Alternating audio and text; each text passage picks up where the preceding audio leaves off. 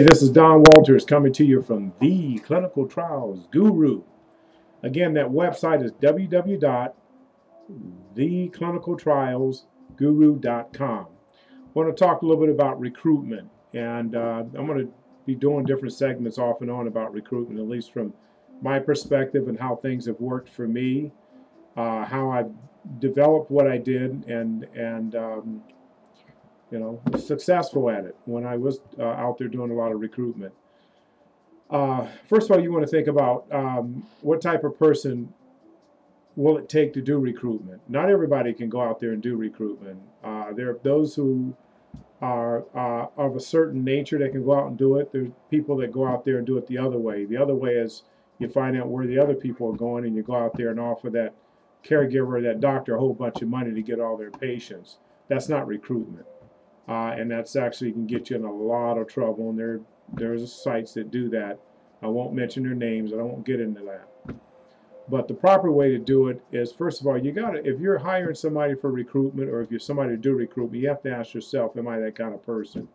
First of all, you got to be somebody that cannot be afraid to approach anybody.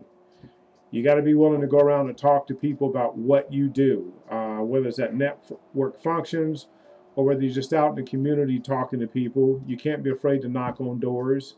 It's got to be somebody that can go up to doctor's office or any place and knock on the door and just know how to ask permission to get in.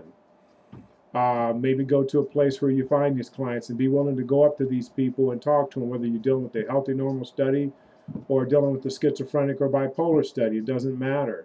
Someone that can go up to the colleges and stand around and talk to the college children, college age youth or adults, and talk to them about what you're looking to accomplish. So that's one aspect of it. The other aspect of it, you have to be somebody that's willing to put in the time. A lot of people don't understand that when you truly go out there and market and recruit, it takes a lot of time. Where some of you go and you work, whether you're working 8 hours or sometimes 12 hours a day, and then you go home and you meet with your family, you're sitting down, you're having dinner, you're watching TV. Well, so I've had hours where I'm still out there 16, 17 hours later because I'm knocking on doors. Because what I did earlier was not, I didn't get any results, and I have to keep doing what I was doing until I got results. And that's something we'll talk about later on too, about getting results and where those results take you. So this is what you have to do. You got to be somebody who's self-motivated. You can't have somebody to tell you, hey, you need to be out in the field today. You need to know when you need to be out there. You need to know when to set up your appointments and when to walk in the door without an appointment. And you have to be able to be somebody that can actually do that, walk in the door without an appointment and get an appointment. And there's a little trick to that too. Maybe I'll share that with you later on as well.